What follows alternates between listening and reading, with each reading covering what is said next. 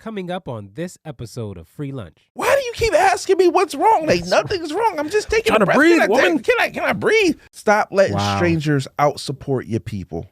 If anything, because I'm doing the same thing you're doing, I'm getting excited with you because I'm going, at any minute, I'll be hitting a gym. Because that ain't the only gym in the field. Like sometimes a lot of creative geniuses, right, are introverted people, right?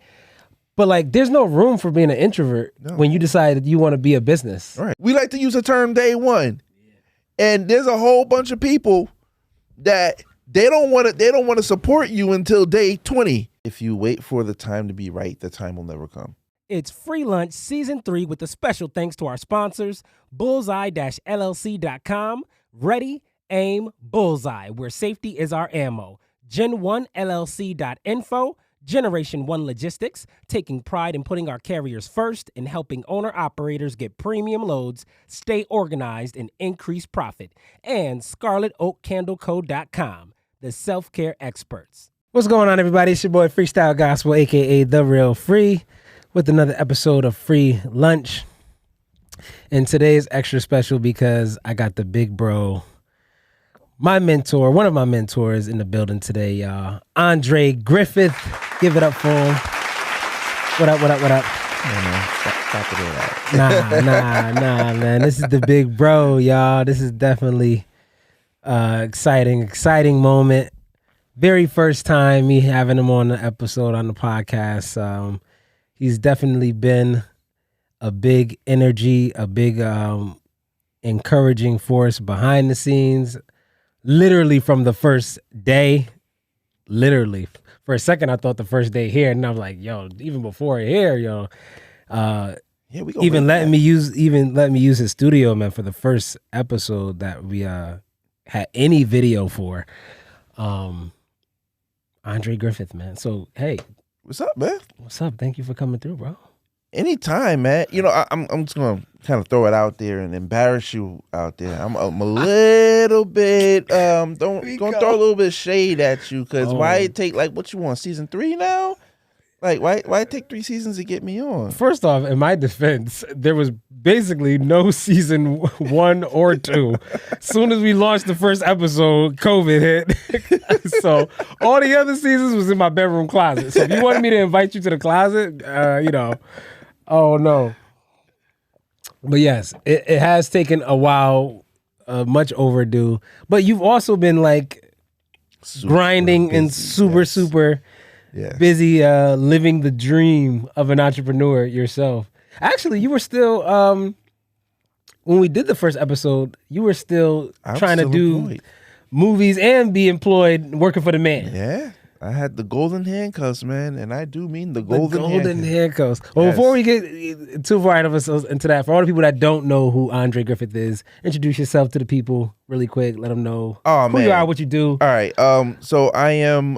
Do I throw the adjectives in front of them? Yeah. Okay. I mean, as many as you feel. All right. So you can remember. I'm an award-winning film director, cinematographer, 6-time Stellar Award nominee.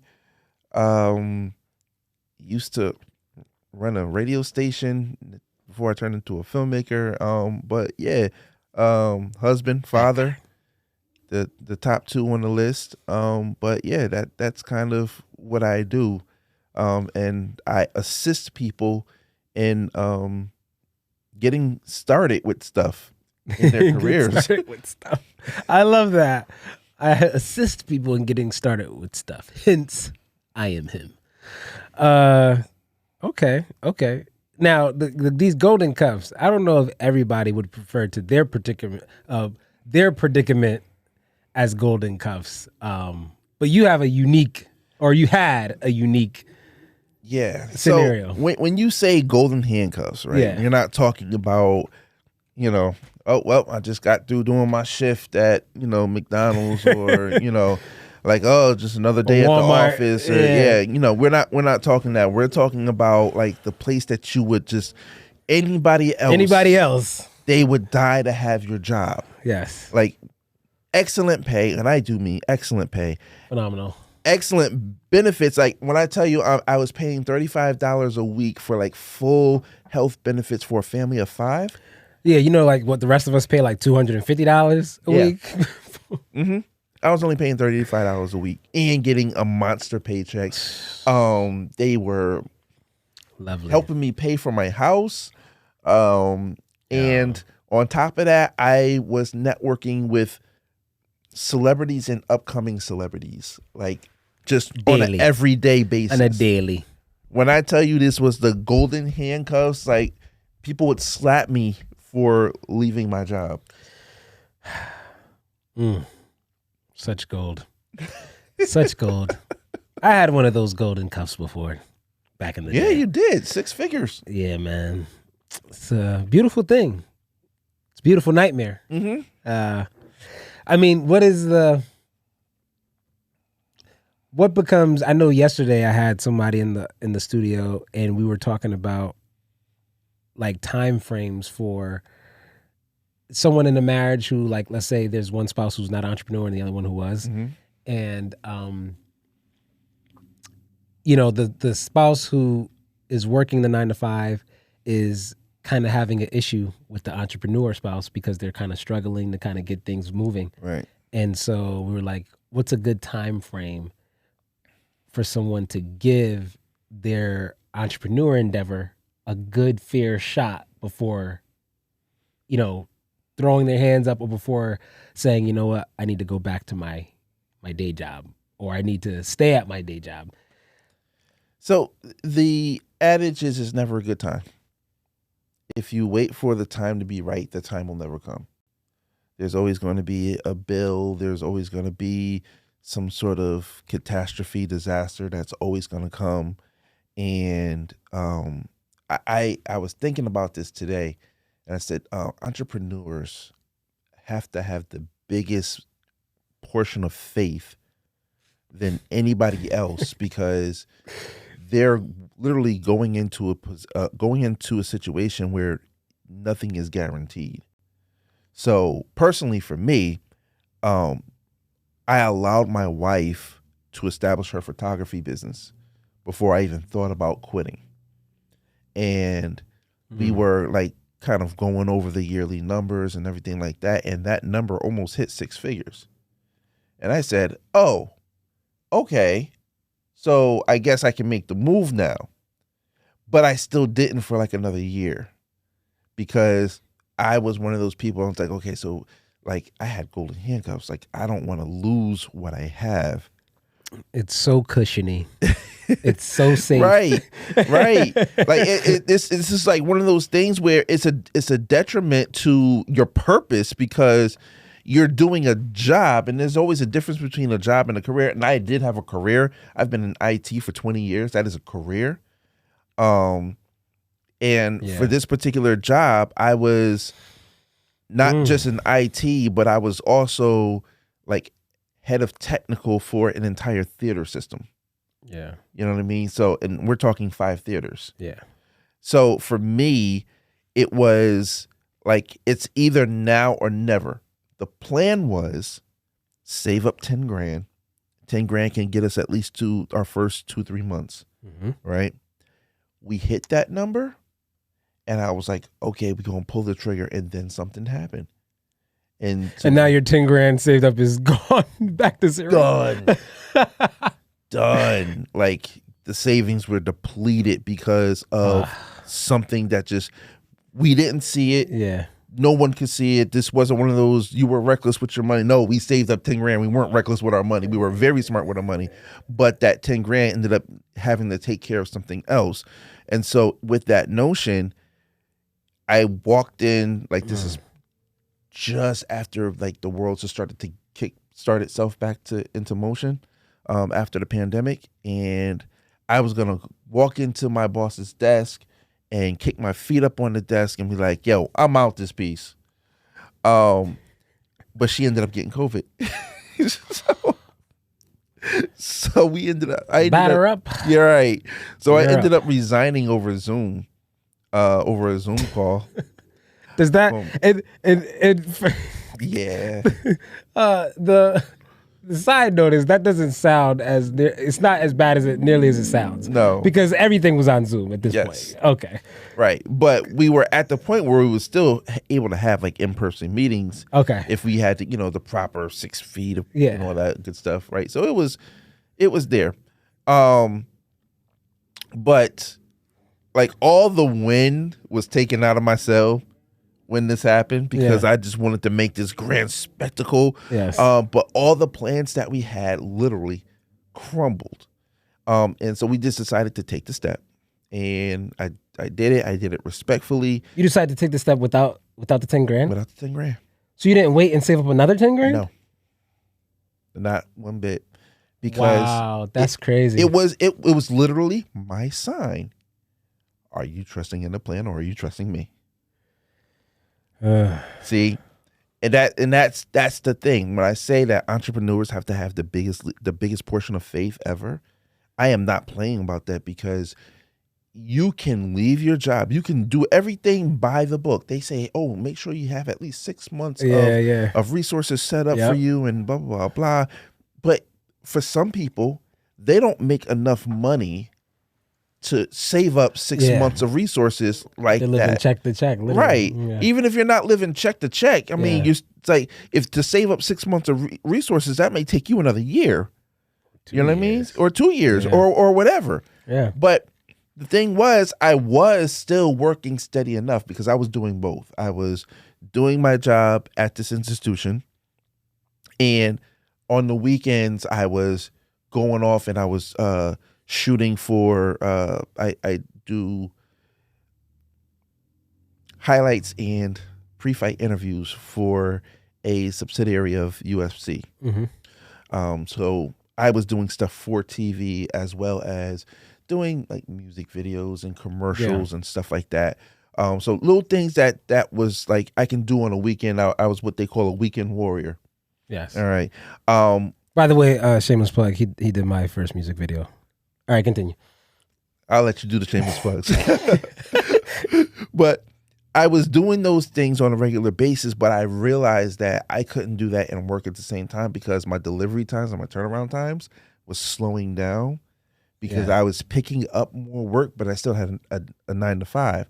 And, certain people, we're not going to call those certain people out, tend to walk by your desk and like, that doesn't look like a spreadsheet. And they'll go rat on you. And so I was catching a little bit of heat for trying to catch up on some edits at work on my downtime or whatever. And so that I had to really just make a decision.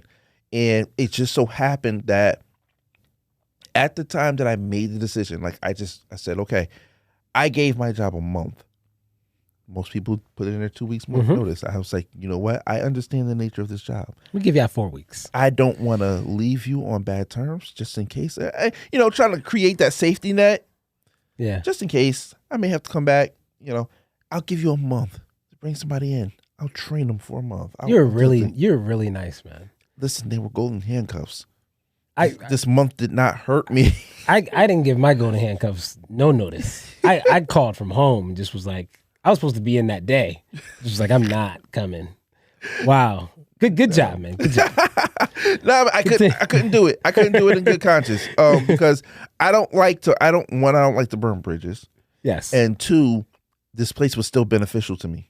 Absolutely. All right. It still is beneficial to me. Absolutely. So I don't want to leave on bad terms. And it proved to, down the line, it proved to be very good for me. But caveat, boys and girls, don't take my advice. Don't do what I did. No, that's horrible. I was so horrible.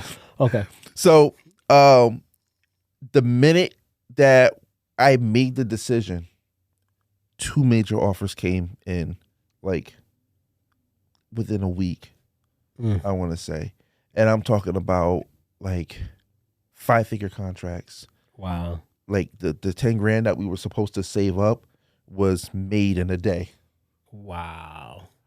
So like that was the thing. Like I got it now. So it's like, okay, so you had this whole plan, kick your feet up on the desk and be like, yo, I'm out this piece. Nope, I'm not going to give you the opportunity to do that. You need to save 10 grand. You would have relied on 10 grand. You wouldn't have relied on me. So all these things that God's speaking to me and showing me like right in front of my face, basically giving me the, you know, the father-son mush when the son's being a knucklehead and the father's like pop him backside of the head. Like, boy, what are you doing? Like, what do you think you're doing?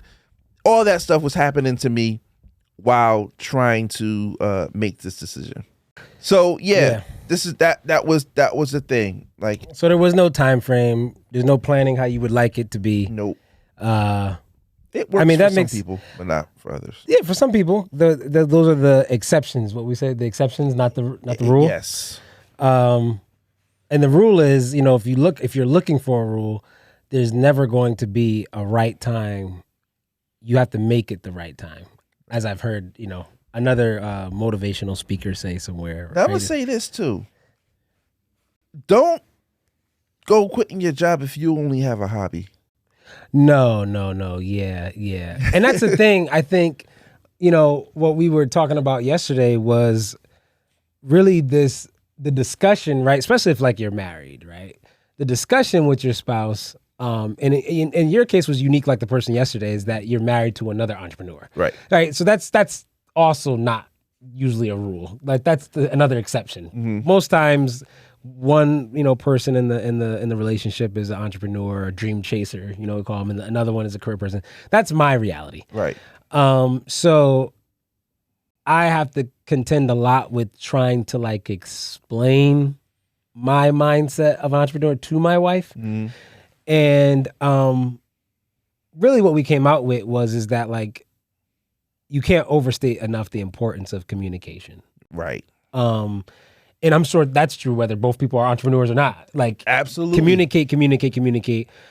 Whether you got 10 grand saved up, whether or not heck, even if it is a hobby, right? You're saying don't take that leap if it's just a hobby, but even if it is a hobby and that's what you want to roll the dice with, communicate.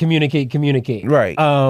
If you don't have that, then how can the person on the other side of that really stick beside you, in all fairness, right? So, you don't have a timeline. You more so have a kind of a mindset that you adopt and take on that says, this is really important to me. This is something I'm very passionate about. If another person's life or livelihood, well-being is at stake with your decision, you communicate, you have that discussion, you have several discussions. I'm sure that just wasn't a one conversation thing. It's probably was an ever evolving conversation. And then, once you have that conversation, it then becomes, I don't know. I think the second part becomes different for everybody, but like in your case, what's the thing that keeps you as driven today versus the very first day you left and took the leap? Like you got to somehow synthesize and keep replicating that drive every day, every morning you wake up. What's doing that for you? 3 words. No plan B. So here's the thing. A leap of faith is a leap of faith, right? There's no safety net underneath you. There's no harness. We're not bungee jumping. We're not parachute. We're not skydiving. Okay. We're not even like on a high-rise trapeze. Yeah. Right. There's nothing that's going to stop you from falling except for you keep fueling your jetpack. All right. And that's the thing. There's no plan B. So going into this, it was, okay, so before you had the luxury of a 9-to-5 and you had a stated paycheck coming in. And if you get a gig, great. If you don't, oh, well, I still have a job. The lights still be on. The lights will still be on. Now it's, oh shoot, now I got to go hunting for gigs. And I mean, every business is different. Like if you're trying to run a store or a clothing line or something like that, like, there's some sort of outreach that you have to do in order to maintain your business. Yes. So for me as a cinematographer, like I have to make sure, like, first off, I need to make sure that the jobs that I do get are good enough for people to recommend me. That's number one. Okay. Number two, I have to be good enough to stand out to get those recommendations. Yes. Then number three, I have to be able to know business aspect outside of my business. So let's say my expertise is making movies, right? Mm-hmm. How do I go to a bank and shoot a commercial for a bank if I don't know how the bank's selling points? Okay. How do I shoot a restaurant if I don't know how to, You got to get the creative direction. I'm not going to get a shot close up on a spatula, right? And be like, yeah, this looks good, right? And I was like, yeah, but he's like doing the whole pizza dough tossed and all that other stuff over there, and you closing up on a spatula because spatula looks cool. You know what I mean? So yes, like there's a whole side of everything. Now there's no marketing department. You are the marketing department. Yes, you are. There's no IT department. You are the IT department. There's no accounts receivable department. No. There's no accounts receivable. There's no accounts payable. Like you're all that. You're all that. So now running your own business, okay, your talent is no longer enough. See, if you're a hobbyist and you have a 9 to 5 and you do what you do, you can get by on your talent. That's it. All right. But now your talent is no longer enough. Now you have to have customer service. Now you have to, what happens if I have a client, like I think it was. That's good stuff. I never thought of that. Not this year, but I believe it was last year. I ended up having to pay $3,000 back to a client because I had a drive that dropped while I was working on it, and I lost everything I shot for the last 4 years, including 2 weddings that I haven't delivered. And I had to pay $3,000 back. Wow. Now, that's crazy. That's crazy, right? I didn't have that money in the bank. So I had to scramble to make $3,000 to pay back to these folks. Like, yes. That hurts. Right. So all these skills now had to just come up like into play. Because that's good, man. That's because I never even thought of that piece. Is like, you're right. Like as a hobbyist, just having the talent is enough, man. But like when you decide to take that thing a step further and actually go into business, now you have to be the talent. You have to be customer service. Like you can't be like, you know, how, like we hear it's a kind of a stereotype that like your creatives, like your painters and your poets can be sometimes naturally like what's that word where like you're not really a external person. What do they call it? The introvert. Right? Like sometimes a lot of creative geniuses, right, are introverted people, right? But like there's no room for being an introvert when you decide that you want to be a business. Right. Now, like introverts stay broke.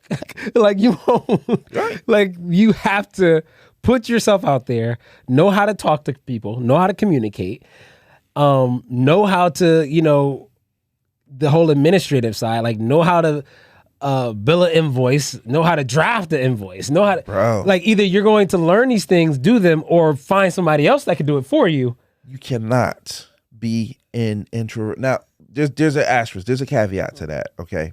If you have a tight circle of friends, you can always lean on that tight circle of friends, right? For what? For helping run those aspects of business? Or for resources. So the thing about an introvert versus an extrovert, right? An extrovert, I'm an extrovert. I can go see somebody across the street right now, don't know him from Adam, go up to us, yo, my name's Dre, what's going on, blah, blah, blah, blah, and then strike up a conversation at will, right? An introvert couldn't do the same thing. They would need somebody to introduce that person to them. So resources are resources no matter what, and it's very important.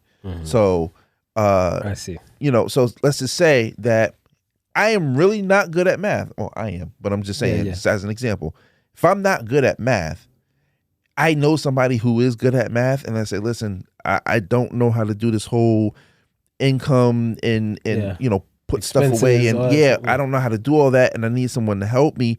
And I know somebody who either knows somebody or who is. I can reach out to them and say, hey, can you help me? Yes. And 9 times out of 10, if you're supported like you would like to be supported, yes, that's a whole different topic right there. But if you're supported like you would like to be supported, then that person will either say, here is some resources, or let me help you. Well, we're gonna get into that. It's not so much officers for the topic. We're gonna definitely chew on this thing of entrepreneurship in the face of friendships. When I talked to you first off air, right? It's like the pain and beauty of friendship in entrepreneurship, right? So, but to your point, right? A resource is just that, a resource. Right. No matter what way or color, how it's coming, if you're being helped in some respect, it is a resource. It's a resource. And I guess so it's not that maybe an introvert cannot be successful at business. Maybe it's first being honest with yourself and knowing you're an introvert, and then knowing what you need to set in motion or what friends you need to have or family to assist you, because you now want to put this thing as a business. Right.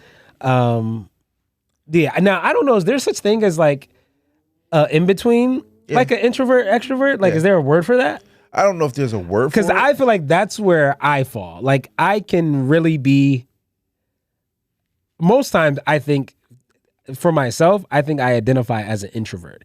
What people witness on the outside, and there's people that I run into or we have conversations about that always challenge me on that. They're like, oh, there's no way you're introvert. You're totally, whether they, because they see me on the dance floor, or we go to parties or events together as family.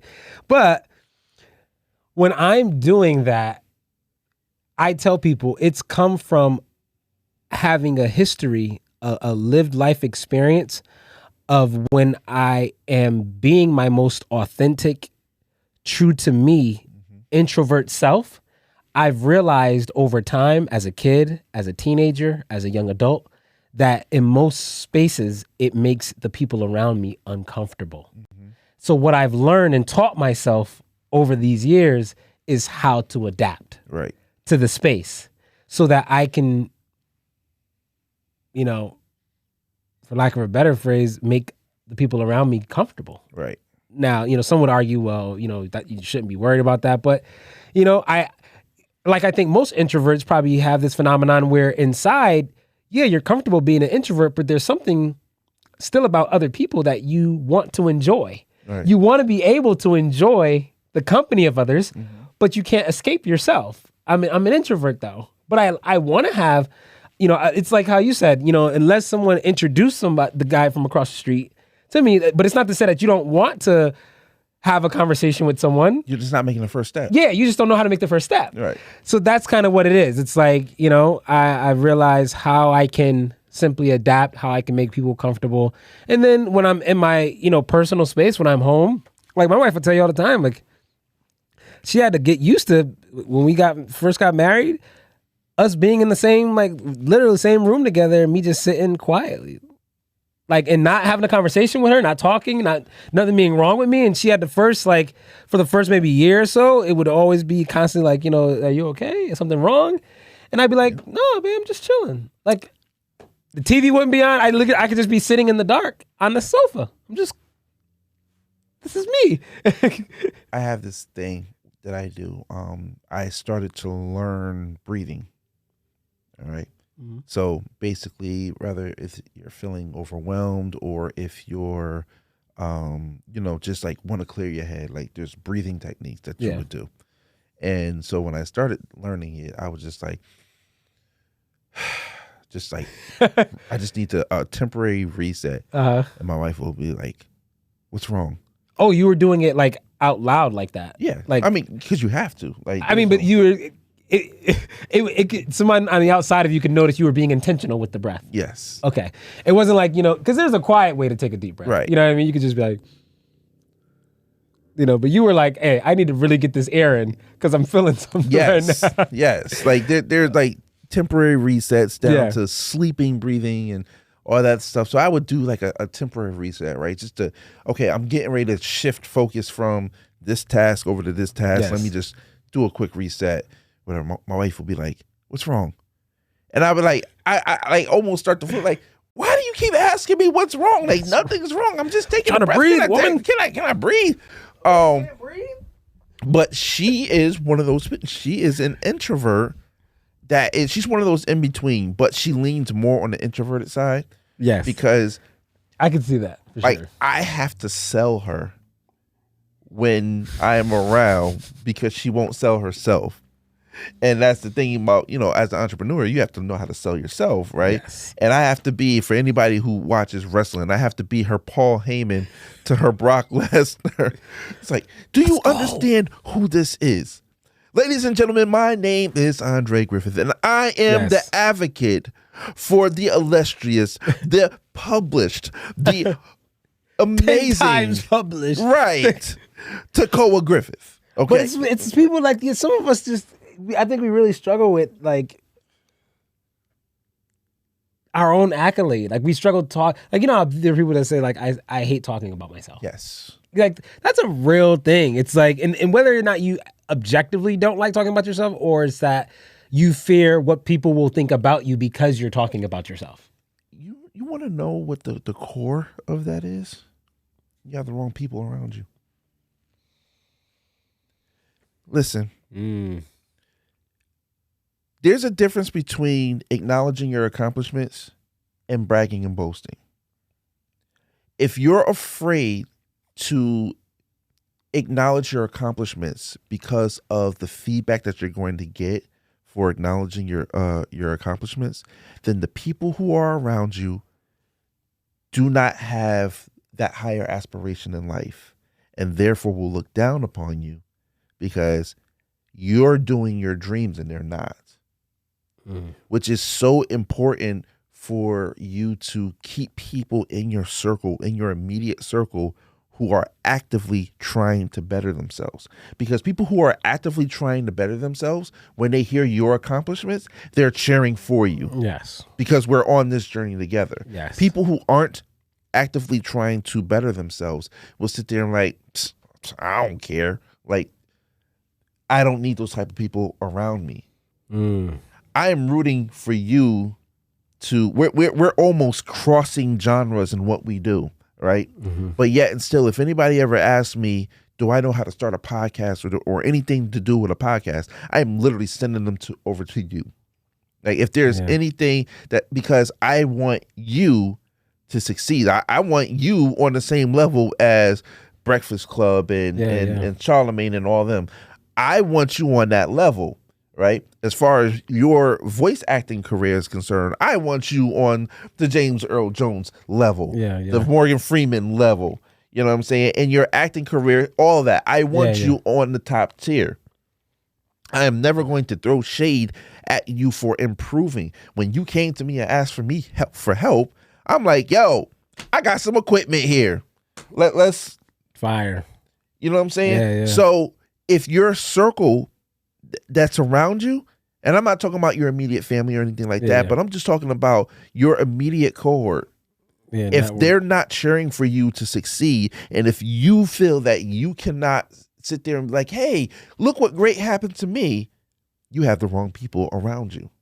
And that will forever, again, as an entrepreneur, you have to sell yourself. What is the one thing that people hate to see, unless it's them, on TV when they're watching TV? Unless it's them.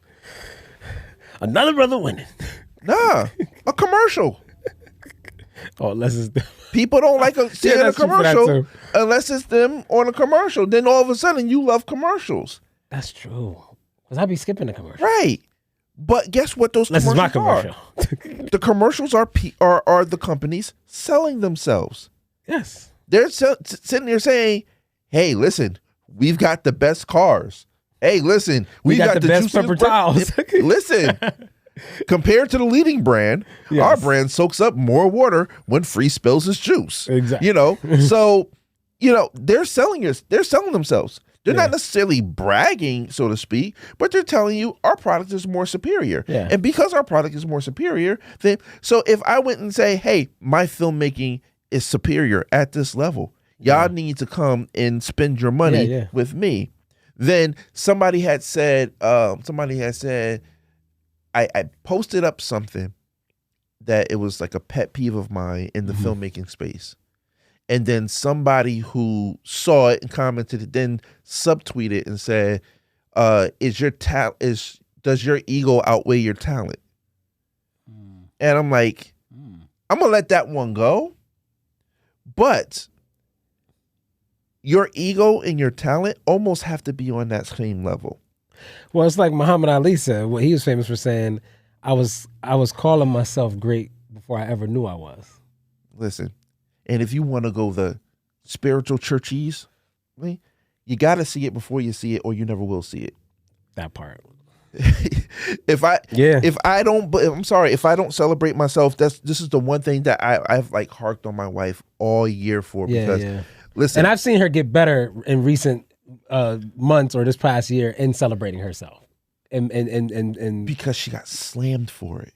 Yeah, she got slammed for not celebrating herself, because this woman went from no publications in 2021 to over 20 publications in 2022. Wow. All right. And then got picked up on Vogue magazine's roster of photographers. Wow. Like, magazines are coming to her, asking her for shoots now. Awesome. And I'm sitting there like, yo, you gotta celebrate that. Every publication that you got, it gotta be a post, it gotta be a story, it gotta be something. Like, I don't care how many likes you don't get, because there are people who sat there and looked at her and said, oh, because of her past, she will never amount to, or she will never ever be great or whatever. And here she is, just randomly out of nowhere, to have this flourishing photography career. Yeah. And now she's afraid to celebrate herself, because she's afraid that people will sit there and like, you know what I mean? And I'm like, no, that's the thing. For me personally, I do it when it's warranted, right? So you do what specifically? I celebrate. Okay. When it's warranted. I won't sit there and say, you know my rule. You don't know what I'm doing until after it's done. Yes. Right? Yeah. So my first film got picked up on Amazon. Yeah. You didn't find out about it but then when it came out there, I was like, yo, I'm shouting to the mountaintops. Yo, my very first film got picked up on Amazon. Yes. When we won the award for the film that we shot this year, that you were a part of, thank you very much. We won the award. I made sure I put everybody's name on that trophy. I should have brought it so you could take a picture with it. Yeah. But I made sure everybody's name was on that trophy and not just mine, because I didn't make that thing by myself. I am very adamant on, if you're doing good work, I'm going to celebrate you, because when I'm doing good work and when I get an award or when I get some recognition, I'm going to celebrate myself as well, because you have to look at what you've done and be proud of what you've done, and then say, okay, where do we go from here? Because if you look at yourself, I know there's a thing people are going to say, well, that's not being humble. That's not exercising humility. Humility comes when you don't take what you've done to put anybody else down. Yeah, that part. It's not. That's a brag. Yeah, it's not this complete detachment from recognizing the greatness that's on the inside of me. That's not the humility there, right? It's in relation to the rest of the world around me. Right. Right? Like,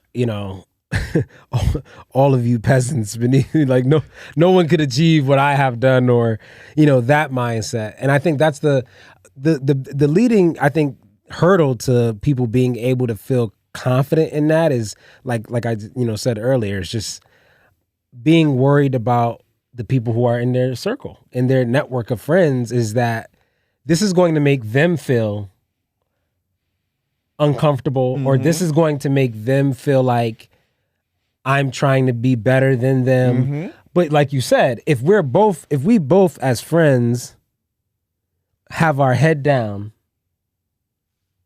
hand to the plow. I don't really have even the headspace to find offense and discuss or whatever in your celebration, right?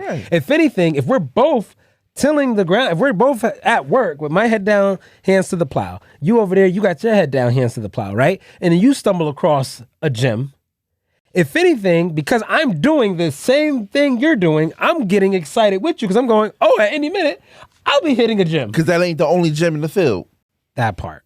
But we both have to be tilling. The people else in your circle have to be working their dream, doing the same work, passion you're doing. Not the same industry, but just the work as in working the faith, working the vision, how we say, right? You got all these people that want to do, these vision boards or, you know what? Hey, for you or your network, those of you listening, it might be a thing where, you know what, if you have the majority of your circle or network of friends, hey, don't believe in vision boards or they don't have a dream for themselves. They don't have a passion for any particular thing or they haven't discovered it yet. That might not be where you want to be in the center of, because you're going to be that oddball out that, yes, you now will feel extremely awkward yelling from the mountaintop, hey guys, look what I just, got booked for. Look what I just achieved. And everyone else is like, it's crickets looking at you like,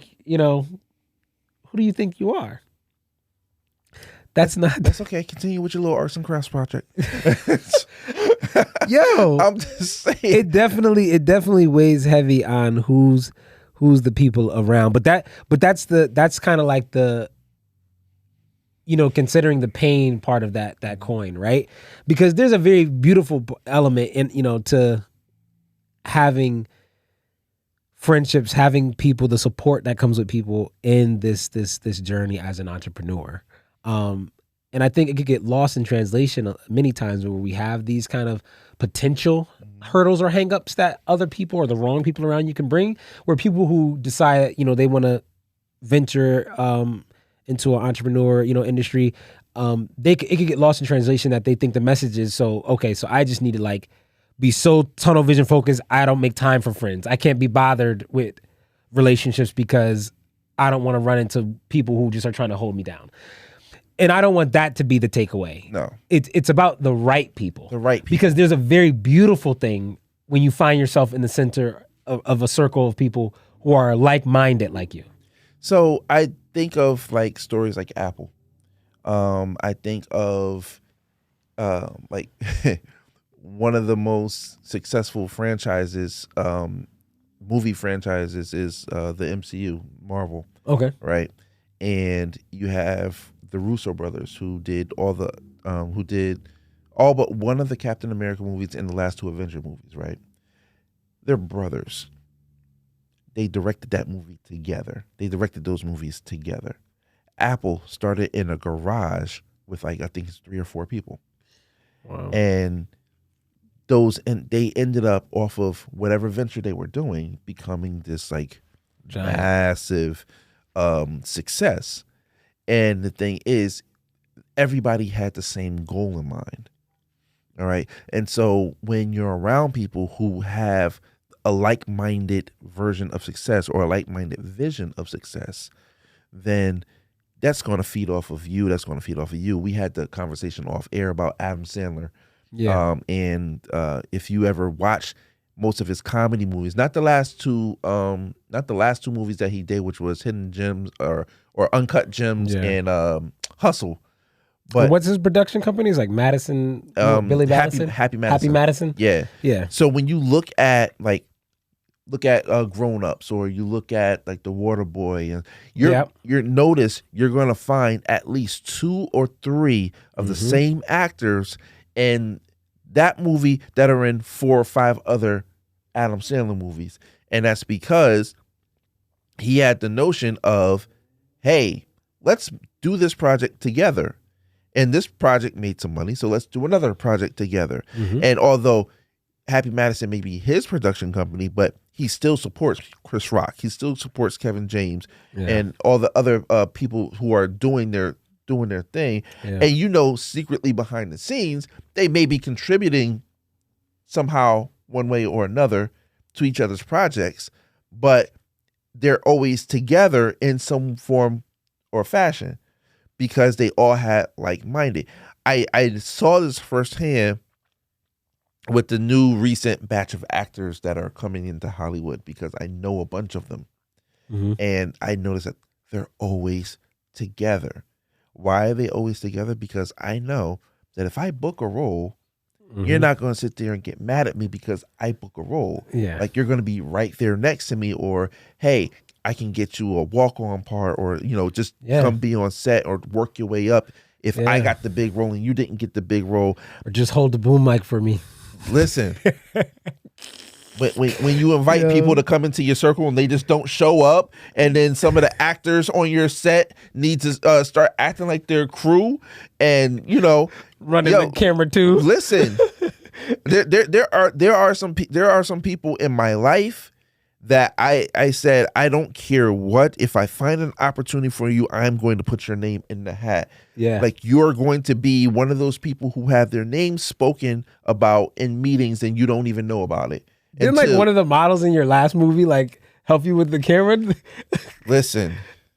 Like that's gotta be so fire though. Like to know that you have if you could have 5 of those type of people in your circle or network, that it's like, listen, I want to be supportive of whatever you're doing to whatever the capacity is. If I get to be in front of the camera, or hey, you need me to switch gears and get behind, you know, camera number 2, I think that is so dope. You want to know the seed sow / karmic value to what you just said? That same model that was helping me run the camera on that last production is now signed on for a major movie. Wow. Like they're moving to Atlanta, or they should be in Atlanta now. We'll be on set for the next couple of months on a major movie. That's awesome. Because I approached them about being on the movie that I'm working on now. And it's like, I'm not even going to be in town by then. Like, this is where I'm going. Like, they've been bouncing back between New York, Atlanta, and Hollywood, like, for the last 3 or so months. Wow. You know what I'm saying? So, like, that's the seed sow / karmic value of when, like, I believe in you enough that this is not my job, but I'm still going to do my job. Like, I will always, like, remember that type of stuff because it needed to happen to me. And I'm not saying that because of that. Yeah. But it's just like I throw my name in the hat, or I've like volunteered and helped people so much because I believe, like, if you're doing what you love, I want to see you succeed. Yeah. And because I want to see you succeed, I will help you in any kind of way that doesn't hinder me. Yeah. You know, not minorly inconvenience me. That doesn't hinder me. Like, I'm not going to lose myself to help you, but I will sacrifice a little bit of what I'm doing to come give you some time to help you grow. Because in the end, either I'm going to learn something or I'm going to come along with you. And that's the whole thing. And I'm speaking basically in my field of expertise terms. So I'm speaking in filmmaking terms. So, you know, if I know that you're shooting a big budget commercial or whatever, all right? Yeah. Yo, this is your first joint or whatever. Listen, just let me be a production assistant.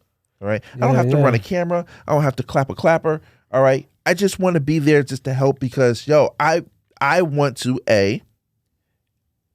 help you be the best person that you can be by taking some stuff off your plate. And B, by being in that environment, I'm going to learn. Yeah. And so then when I go back to my own productions or whatever, I learned this on set. I learned this by this situation. And so having those type of people in your circle is always beneficial. And so that when you do, like I get people to say all the time, we're going to see you at the Emmys one day. We're going to see you at the Emmys one day. And I'm like, yeah, like, hopefully, like, you know, I just had lunch with a couple of people the other day. One actress who was like in my first film, she had like maybe 10, 15 seconds of screen time. And that 10, 15 seconds of screen time got her an Apple TV Plus like lead. and I had lunch with them the other day, and Awesome. and I was just like, and her boyfriend, who was my producer, who is now stage manager for Hadestown, Nice. the play, it's on the road, and like he hasn't stopped working in like 3 years, and I'm just like, bro, I'm gonna see you at the Tonys. He was like, you want to be right there next to me.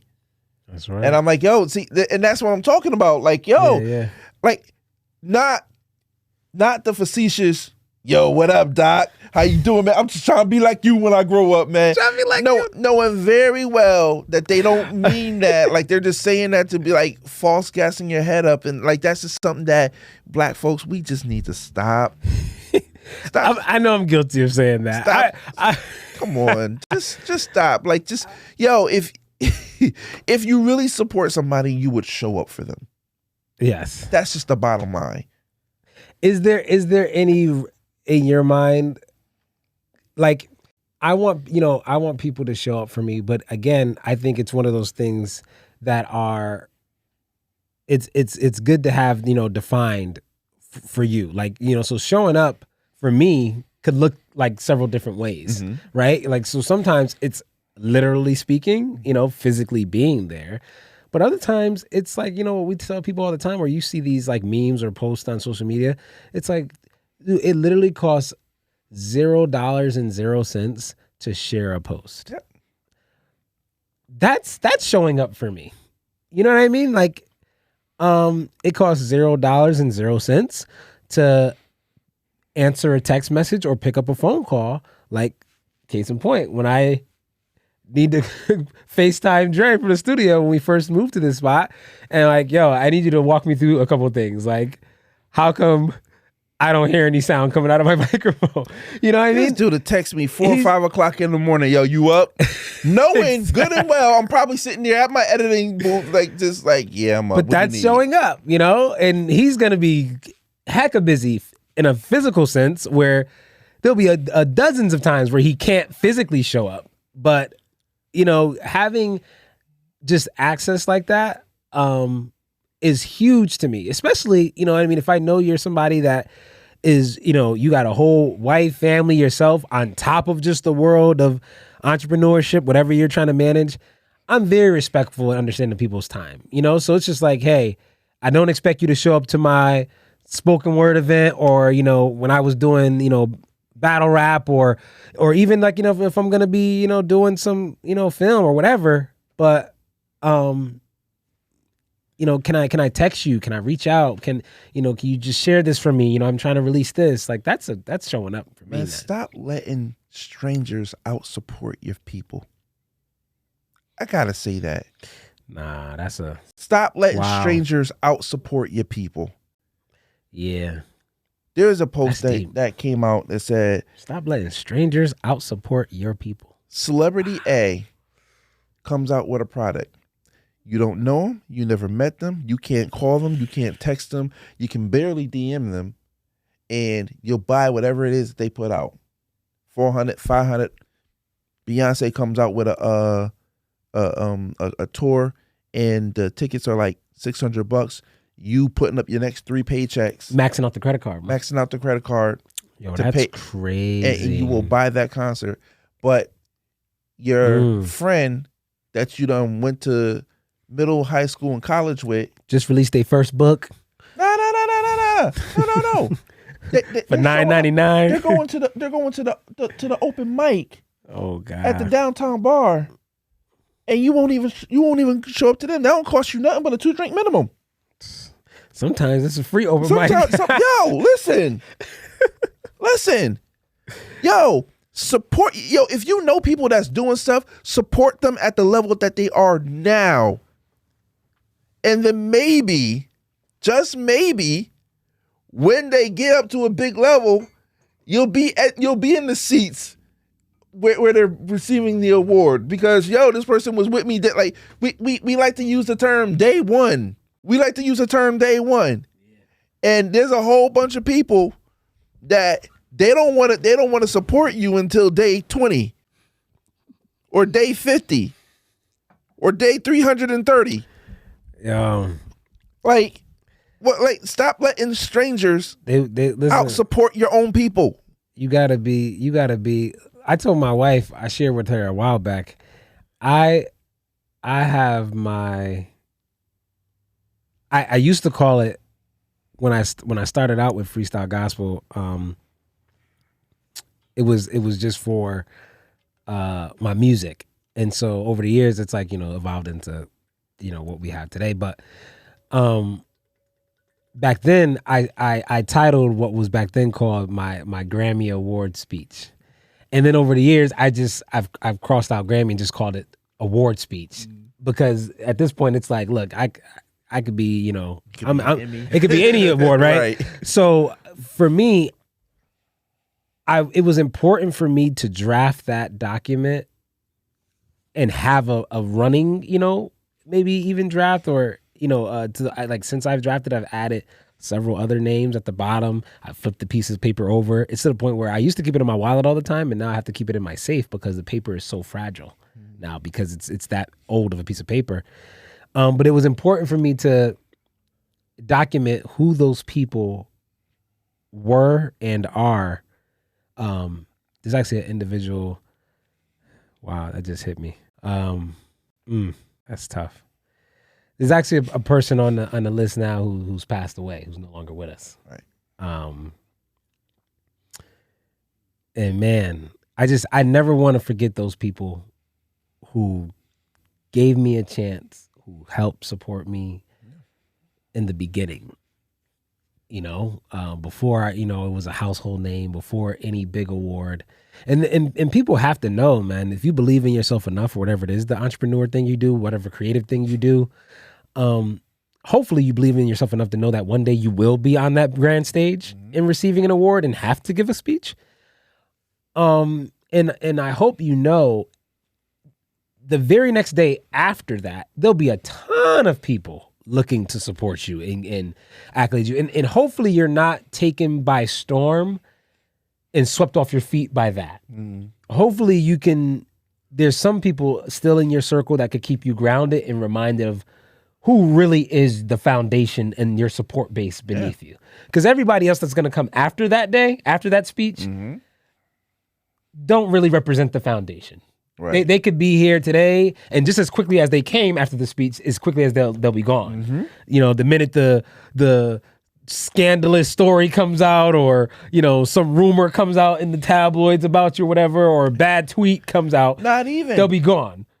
Not even. Let's say you hit that big money contract, right? And that deal falls through. Nothing bad gotta happen. You're not the it guy anymore. Frii, we want you to be the voice of Nike. All right, this is going to pay you $10 million a year, and then something happens to Nike, and that voice, all those people who was like, "Yo, I heard you got that Nike contract. What up, big baller?" Now it's like, oh, you thought you was something because you had a contract for Nike. Yeah, man. It's just like that. And we gotta stop. We gotta stop doing that, man.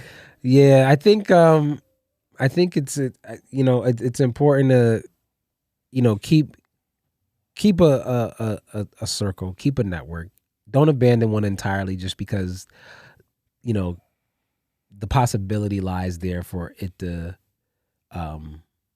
not always work out. The possibility for just humans to be just that, humans, for you to stumble across and might just find a mole in your circle, right? That doesn't mean that abandon the idea entirely. You watch too much TV, man. Hey, man, there's a mole, man. But more so, let it be a point of whether it's TV or film or the limelight space as an entrepreneur, or you're just trying to. You want to be a successful mom and pop grocery store or corner store. Whatever it is, there's a beautiful thing in having friendships that are committed to supporting you and wanting to see you win. Yeah. And unfortunately, because humans are imperfect beings, is that sometimes you stumble across somebody who otherwise, we've been friends for 15 years. And as long as I wasn't pursuing anything really grand or doing something out of the ordinary that my friend was doing for 15 years, we were fine. I didn't really see this other side of them until I decided You want it to be better. to be more than, what we've only known and always known. And then I realized suddenly I started my business, and these people that have been around for 10 plus years, 15 years, suddenly they started acting funny or weird or whatever. And that's what I've heard you say more than one time.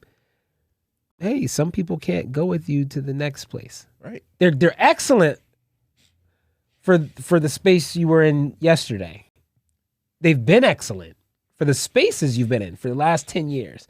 But you know what? You decide in your mind, you resolve within yourself that I want to pursue something different now. It might be that space. They're not suited. It doesn't make them horrible people. I don't want to say that. I don't think they're not horrible people. They have a purpose, they're suitable for somebody, somewhere. It's just not for me, not where I'm trying to go next. That fall off is real. That fall off is crazy. Listen, when I decided to end C1 Radio, which was for just a backdrop, C1 Radio was one of the top radio stations in the country for Christian hip hop. Mm-hmm. And when I stopped it, when I pivoted away from there. I was going to say, because you have C1 Media. Right, I have C1 Media now. But when I pivoted away from C1 Radio, oh my goodness, the attention that I was no longer getting. No longer. And you know why I was no longer getting that attention? Because I was useless to some people. Useless to me, sir. Yes. You have no utility. Nope. You had lost your utility. I was getting, was it close to 2 million viewers, 2 million listeners a month. Wow. And then when I went and said, hey, I need financial support, right, to keep this thing going, because I was paying for everything out of pocket. My licensing, my BMI, ASCAP, CSAC licensing, so that artists can get paid when I play their stuff. Like, I needed money for that. I needed money to actually keep the radio station running.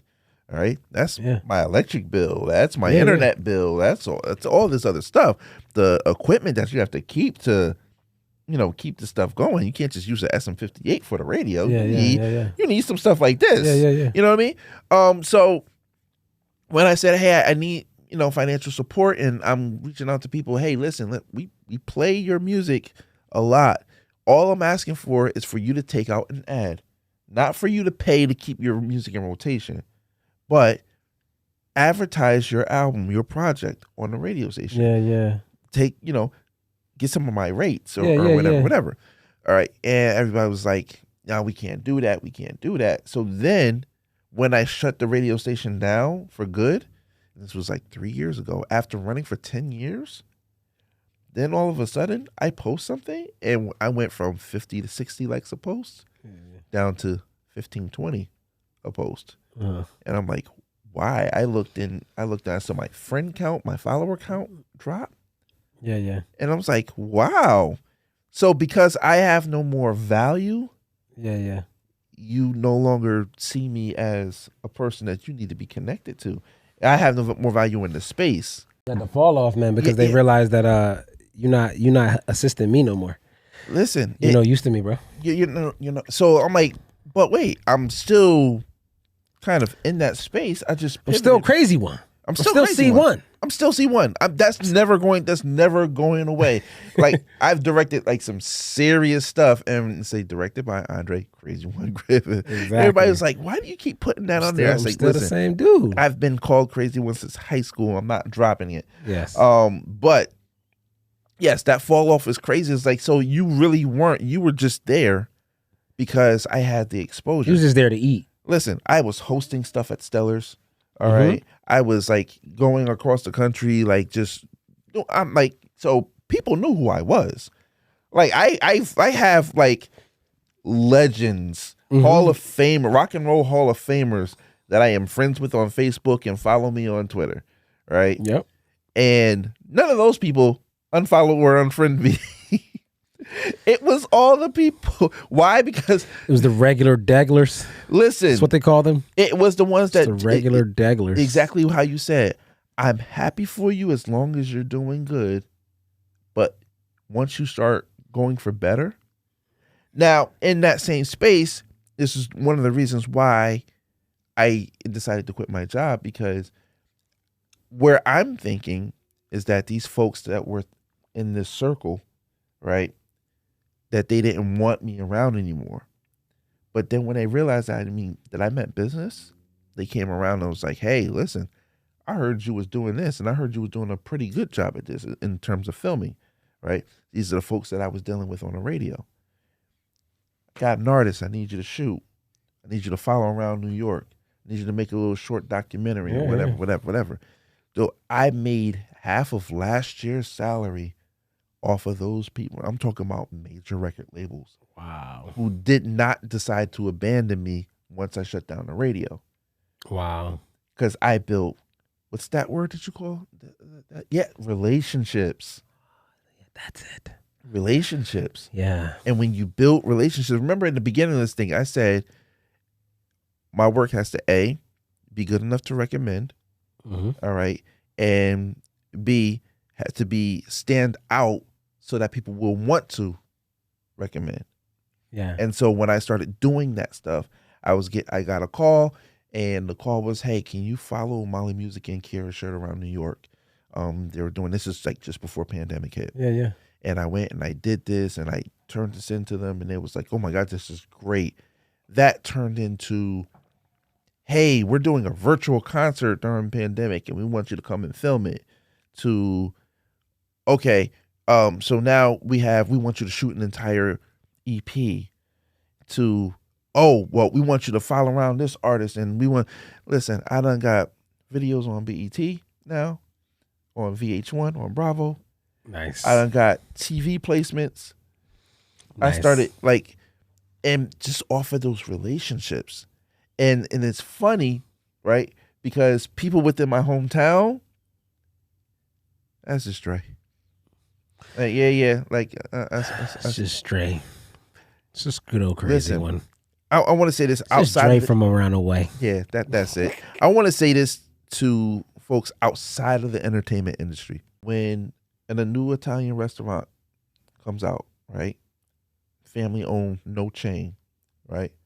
You go into that restaurant, you see a whole bunch of dollar bills on the wall and everything like that, right? Where those dollar bills come from? The families and the supporters of that owner going in, and we're all just going to go buy out the restaurant, right? Jewish set up a business. The entire community goes into that business. They put their dollars into that business. Yeah. All right. Chinese, same thing. Irish. There's little everythings in all major cities except for a little Africa, so to speak, or a Black Wall Street, so to speak. Yeah. Why? Because when you go into Little Italy, or you go into Little China, when you go into any of these spaces, right, their communities go and flood them with all of their dollars because they want them to be a place for them to go. Yeah. We very rarely see that with the Black community. If somebody decides that they want to create a body butter business, right? Yeah. Instead of the Black community going and flooding this person with their dollars and say, go make this body butter business global. Well, I can make better body butters. This is true. If I decided I want to do a soul food restaurant, my uncle could cook better than that. It's like, this is true. This is what we experience. We call that the crab in the barrel syndrome. Yes. All right. We have to stop that, because part of entrepreneurship is for the consumers. The consumers have to understand that the entrepreneur is taking a huge leap of faith. They may have had to save up to get a food truck, save up to get a space to rent, and all this other stuff, just for you to say that you don't want to support them because they're not top tier, so to speak. But y'all will go to y'all will go to Michael Jordan's restaurant, or y'all will go to what's her face, Rihanna, and y'all will go and get Savage Fenty, right? Y'all will spend all that money on that type of stuff, but when your homegirl comes out with her clothing line, y'all don't want to support it. Yeah, y'all don't want to buy into it. Y'all don't want to, like, there's no. I'm gonna say this, and people are gonna get mad at me for saying this, and I guess that's why people don't like me now. Yeah, but no one likes you. There can be no Black Wall Street if there are no investors. Wall Street is full of investors, full of people who say, I like the direction this company is going in. Let me put this much money in and let me get this amount of shares in. And then when you make a profit, because now your market share has grown, all right, all I require is this much percent.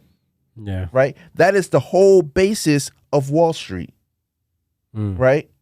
We say running a bunch of pop-up shops one day in the entire year is Black Wall Street.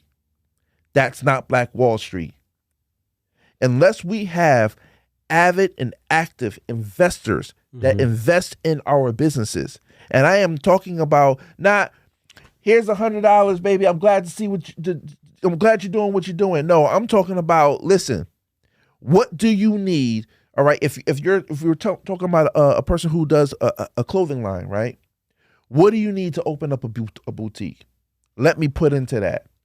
What do you need to what kind of licenses and paperwork do you need to establish a food truck? Yeah. You know what I'm saying? Like, if you know somebody who has that entrepreneurial spirit, all right, or if they have the talent but not the business sense, but you can see that their talent can go somewhere, and you may have the businesses or know somebody, get a freaking investor for them.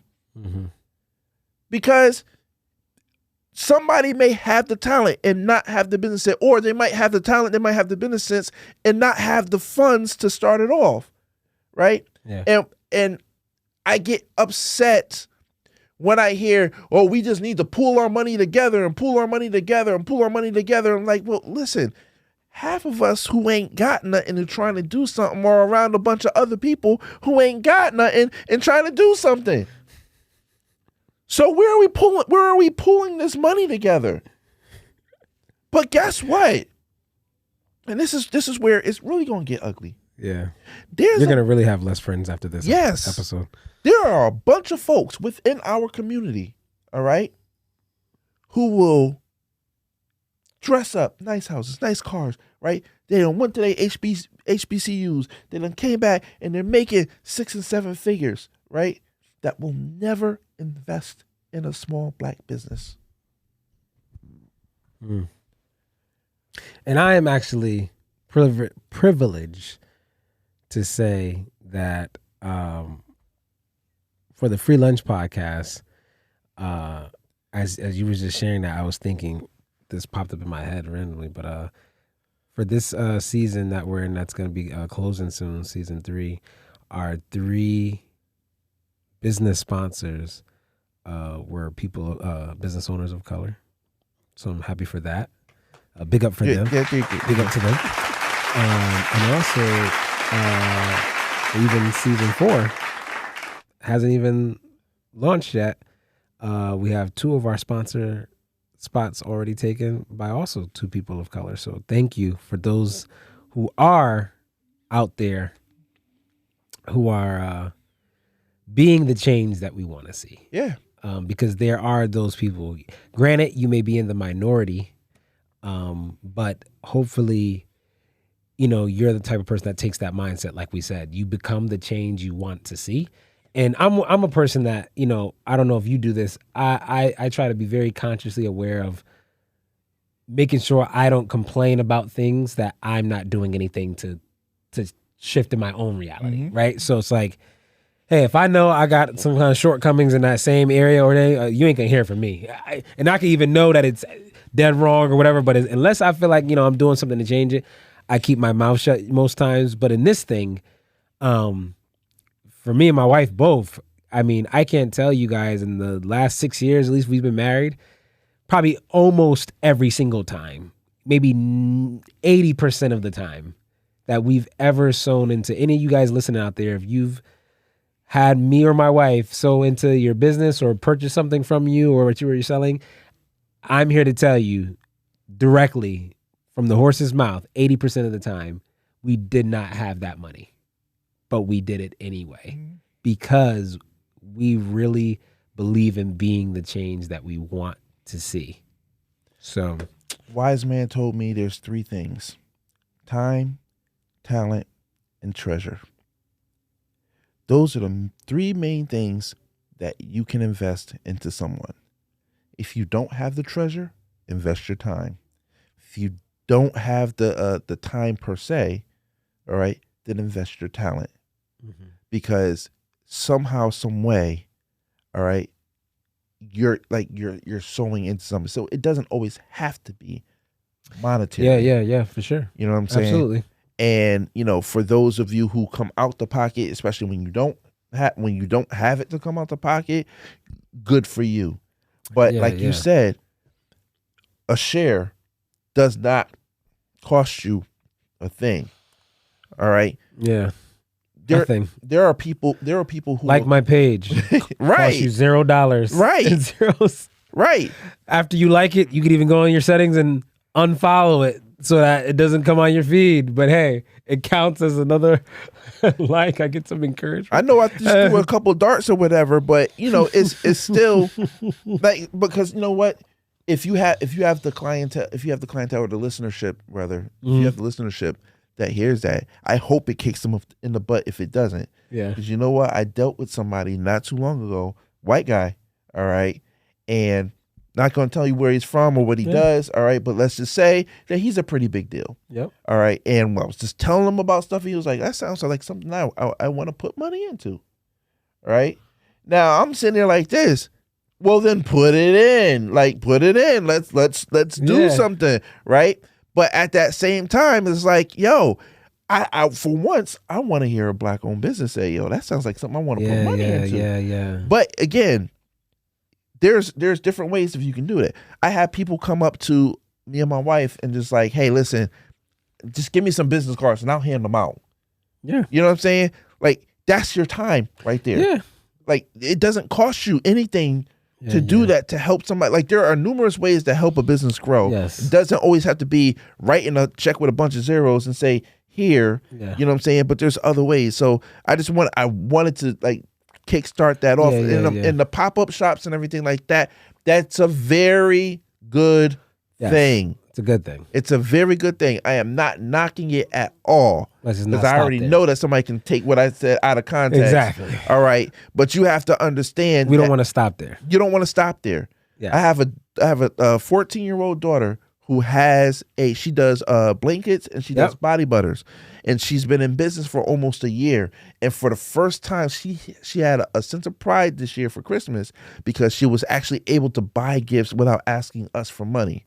Wow. You know what I'm saying? That's and awesome. I was like, at 14 years old, you know the value of your work and your entrepreneurship, and then you can see the results. And I told her, hey, listen, we're going to do the 20-80 split, all right? 80 goes into that savings. You don't touch it.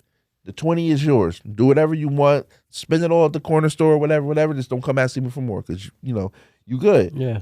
And then by the time that I gave her the okay to spend what was in the savings because she's only 14, all right? Like, yo, go nuts for Christmas if you have to. You know what I mean? And she was like, yeah, like, she had a sense of pride. And I love that. That's she had a sense of pride. Yeah. Now we just have to kind of work on not spending everything in the savings account. You know what I'm saying? But we learned the purpose of saving up for what you want, saving up for what you need, saving up for emergencies, that type of stuff. We learned that value. You know what I'm saying? And that's just from a business that, a small business that people literally just supported because she was a kid. Of course. All right. But people still support it nonetheless. And all it takes is for that to fuel her entrepreneurial spirit. And for whatever it is that she wants to do in the future, now she knows how to enterprise. Now she knows how to build a business. Now she knows how to run the business. Now she knows that, okay, I can make enough money. I can get my own accounts payable, accounts receivable. I can do all that stuff. By the time she's 21, she's going to be dangerous. I tried using my kid, the new baby, to try to sell some stuff. In a post.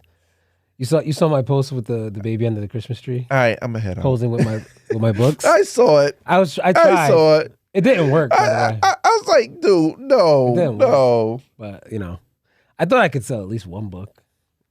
What? It's an honest try, man. People love babies. Yo, this is not a single father, using the baby or the dog to pick up chicks, right? Just not that, okay? You can't do that with your baby. I told this baby, the formula's expensive. I need you to contribute to helping your dad get these ends. But yo, we're like way over time.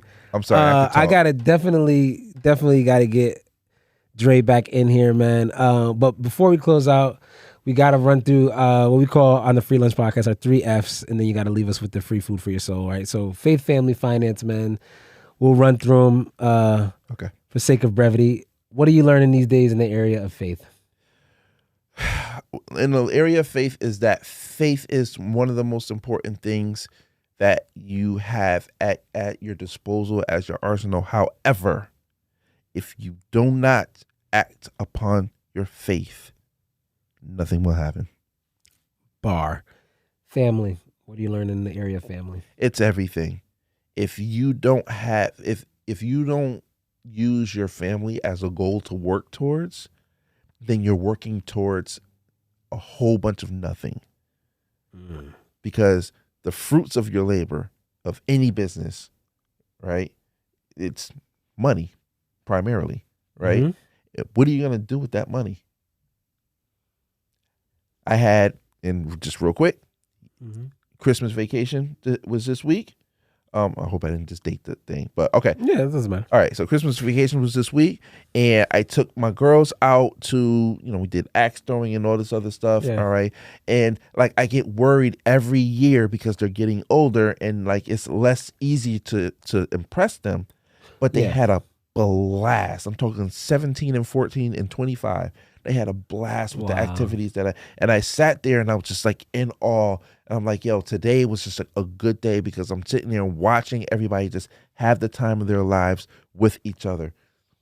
That's the goal, to take care of your family and to make enough that you don't have to worry about taking care of your family. Finance. What do you learn in the area of finance these days?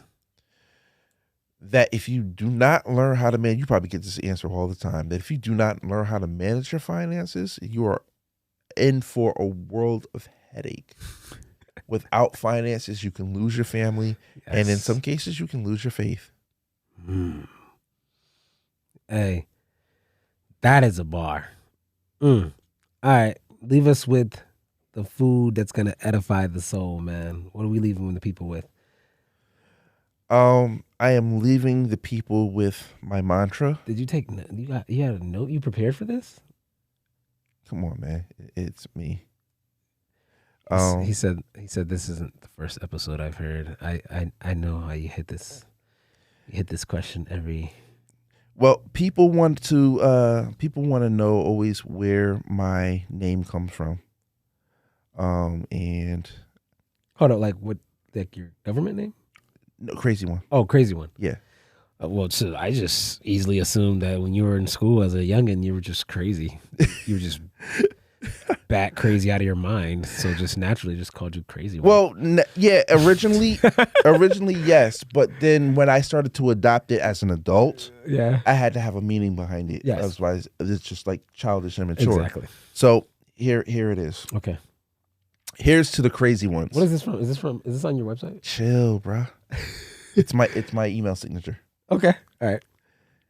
Here's to the crazy ones, the misfits, the rebels, the troublemakers, the round pegs in the square holes, the ones who see things differently. They're not fond of rules, and they have no respect for the status quo. You can quote them, disagree with them, glorify them, or vilify them. About the only thing you can't do is ignore them, because they change things. They push the human race forward. And while some may see them as crazy ones, we see genius, because the people who are crazy enough to think they can change the world are the ones who do.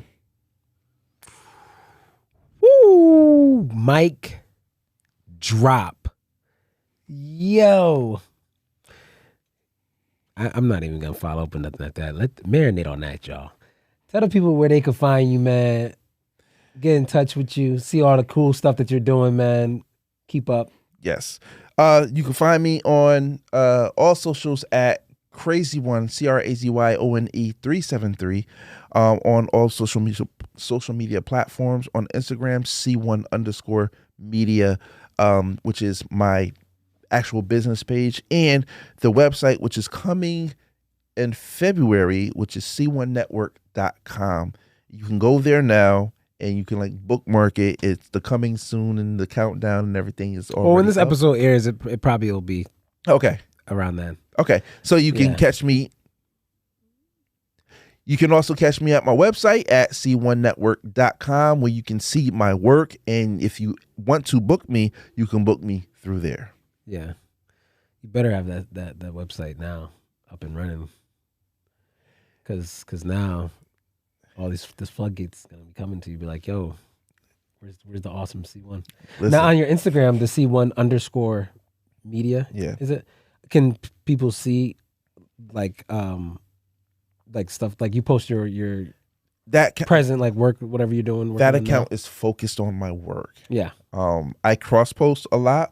Okay. But I had to realize that using the business account was more beneficial than putting everything on my personal account. Facts. Well, thank you again, man, for coming through. Appreciate you. It's Andre Griffith, y'all. C1 Media. C1. Free lunch. Free food for your soul, y'all. Yeah. Peace.